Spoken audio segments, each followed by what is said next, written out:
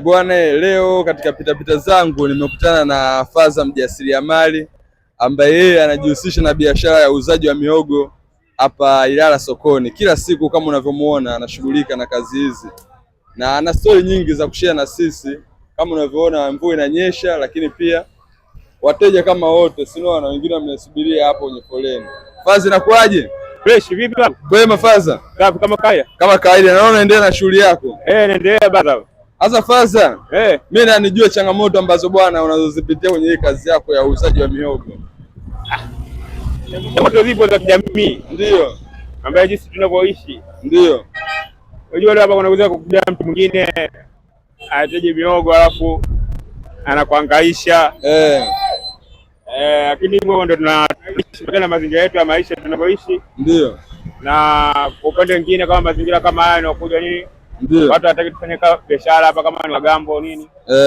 Hataki tufanye kazi. Kwa hiyo akishakuja hapa tunapata shida sana, yani kwamba tunawakimbia. Tunatoa vitu nini? Yaani ni shida tu. Lakini hivyo napambana kwa sababu na familia na maisha na watoto. Utafanyaje? Naona hapa wateja ni wengi, lakini pia mvua inanyesha na wewe bado unaendelea na hii kazi. Hivi unaweza kuniambia hii kazi yako imeanza mwaka gani? Hii kazi sina muda mwingi sana, kama na mwaka kama 4 hivi. Una mwaka nao kama 4? Lakini inakupa mahitaji yote ya maisha ya kila siku? Nalisha familia, kuhusu familia, watoto na mke. Unajua, nategemea, sina kazi nyingine tena zaidi ya hiyo kwa sababu nimeamua kujiajiri mwenyewe, kwa sababu unajua maisha yetu ambayo tuliokuwa nayo. Bila hivi yani itakuwa naishi maisha magumu sana. Na wewe unaishi wapi? Mimi naishi Kizuiani. Kizuiani. Kwa kila siku asubuhi lazima uamke uje hapa? Bwana, kwa sababu kuamka hapa mwangu kwa sababu bwana naamka saa 8. Unaamka saa 8? Sababu kutokea na mazingira kwamba ufanye biashara mapema ili waje kuwakimbia wale maaskari wa Gambo. Na maana kisha nikuta hapa sina ruhusa kukaa maeneo haya hapa. Na hii mihogo unaitoa sehemu gani? Mihogo naitoa Buguruni. Unaitoa Buguruni? Naitoa Buguruni kule ni naleta hapa. Na siku nyingine inakuwa na changamoto kwamba tunakula Buguruni kule.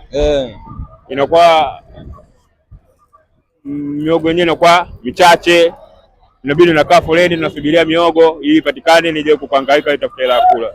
Na fungu moja unanunua bei gani? Hapa inategemea, tunapanga kwa fungu 500. Fungu 500? Fungu 500.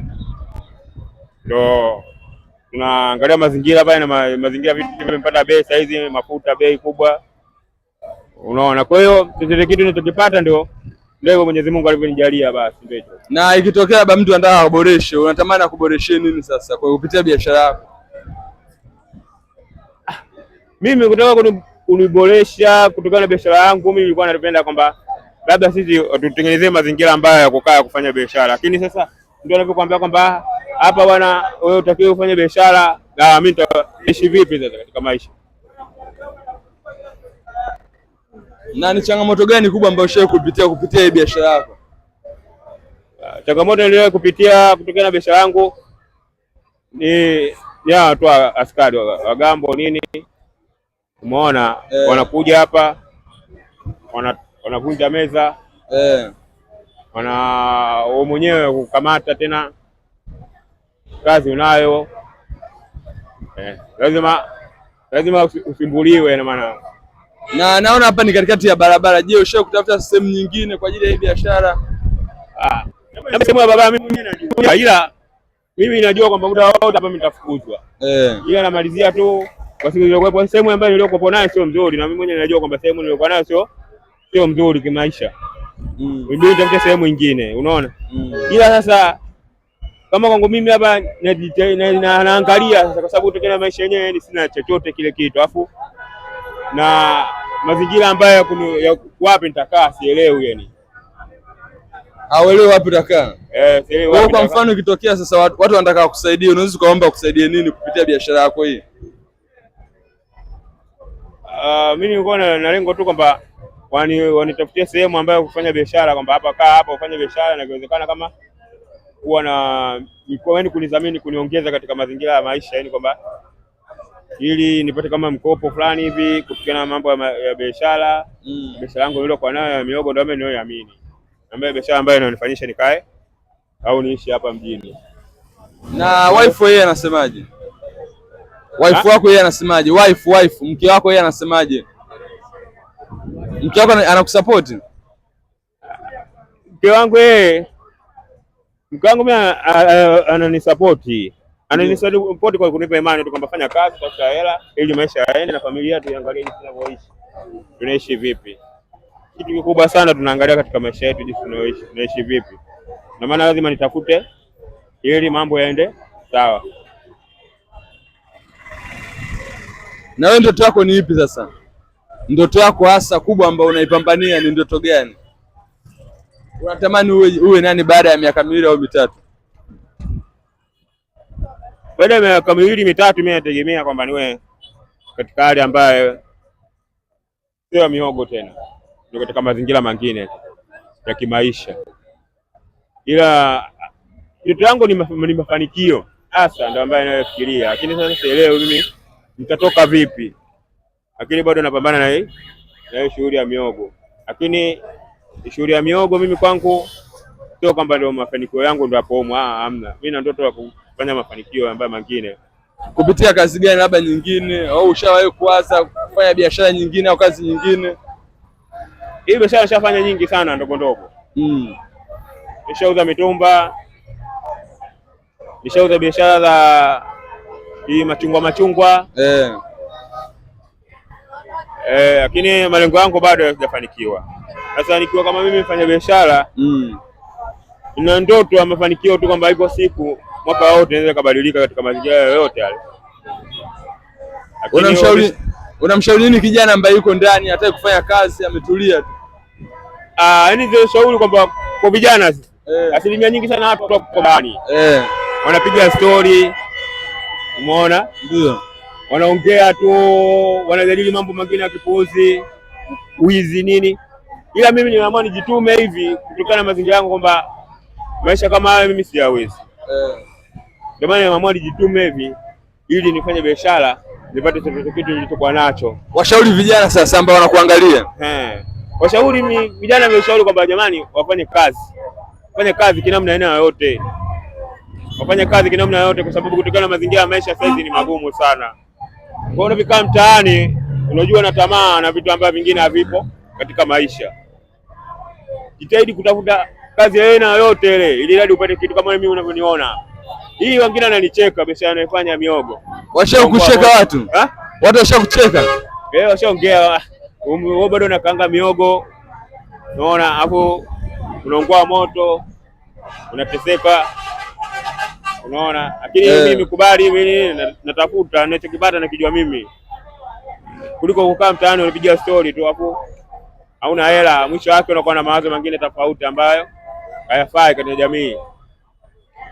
Serikali inatamani kuboresha nini sasa kwa ujumla? Kwa jinsi ya kuniboresha? Mimi yaani kwa wazo langu mimi kwa sisi wafanya biashara ndogo ndogo kama ingekuwa inawezekana. Wangekuwa wanatutembelea kwa kufanya biashara ndogo ndogo. Ndio. Wewe unafanya biashara ndogo ndogo una miaka mingapi, una miezi mingapi na mafanikio yake nini? Alafu vile tungekuwa na ambaye na account ambaye tumefunguliwa wafanya biashara ndogo ndogo ambaye tunaenda kufanya tunakopa pale ili tuendeleze mitaji yetu ili mambo yaendelee. Lakini bado tumekuwa tu tunanyanyasiwa nini? Yaani hatutakiwi. Akati akimwangalia mtu fanya biashara ndogo ndogo ambaye mwenye hali ya chini kabisa kwamba anatafuta ili afanyeje. Lakini anakuja anaambiwa wewe usiku fanya biashara hapa. Hebu ondoka. Hapo mimi ndio shida kuelewa kwa sababu ndio kwa sababu wengine wanakuwa na familia zingine zaidi. Na familia hizo kama watoto wanasoma shuleni nini? Wanahitaji kula, wanahitaji mambo mengi wanahitaji. Lakini kazi anaitegemea ndio wewe ambaye unaona wewe kwamba wala hafai kufanya biashara aondoke. Unaona? Kwa hiyo ndio maana hivyo kama ngombe wanatusupport kama kweli. Wanatusupport kwamba kwa wewe mjasiriamali basi ingekuwa hata pia kwamba anatafutiwa sehemu ya kukaa na ambayo ni sehemu ambayo anafahamika kwamba anafanya biashara gani na tosha anasapotiwa kidogo ni kimazingira fulani ya maisha ili mambo yake yaweze kwenda sawa. Naona mwitikio ni mkubwa. Hivi kwa siku ukiuza unaweza kuuza hadi bei gani? Bei ya chini, sitaki bei ya juu, yani kwa chini unaweza kuuza bei gani? Kwa bei ya chini naweza nikawa nimeuza kwa siku nikapata hata 80 hivi kila siku. Kwa kila siku ambayo ni mauzo. Ni faida naweza nikapata kama kwa siku shilingi 20,000 au 15,000. Ni kiasi kama iko nichukupata shilingi 20,000, 15,000, 25,000. Ikitokea Tanzania wanakusaidia mtaji, wakusaidia labda mtaji wa bei gani ambao unaweza kutoshelezea kwa kuanzia maisha yako au kwa kuboresha biashara yako? Kuboresha mtaji wangu kama nataka naongeza hela hapa. Pata kama hata milioni 1 hiyo. Milioni 1. Nirekebisha kwa sababu kama sisi hapa kama kwa mimi hapa mimi mwenyewe natamani hapa nipikie gesi. Tengeneze ofisi vizuri, ambayo ikae sehemu nzuri na niwe na gesi. Vifaa vya gesi yote. Ndio. Sababu kuuliza hivi na kunikuni na nini na hadi nimeshindwa. Ndio. Ila nashindwa kujiongeza kutokea kipato nilichokuwa nacho kidogo. Ndio. Lakini mimi mwenyewe biashara kama hii hapa mwenyewe nimeipenda na nikitaka nijiboreshe hivi, lakini nashindwa. Nifike mbali kutokea na kipato ninachokipata ni ambayo kinahitaji mahitaji yangu ambayo ninayo kutoka familia. Sawa Faza, mimi nimefurahi sana kupiga story na wewe, naamini watu wengi wamejifunza vitu vingi kupitia wewe. Kwa kumaliza, labda mtu akihitaji kukupata na kupataje? Mtu akihitaji labda kukusaidia na kupataje? Unapatikana wapi? Unapatikana vipi? Mimi napatikana Mbagala. Mbagala sehemu gani? Napatikana Mbagala 77. Na hapa wewe sipo kila siku? Ipo kila siku wewe. Hapo upo kila siku? Basi poa Faza, mimi nimefurahi kuongea na wewe, naamini watu wengi wanajifunza mambo mengi kupitia biashara yako na kupitia wewe kiujumla. Shukrani.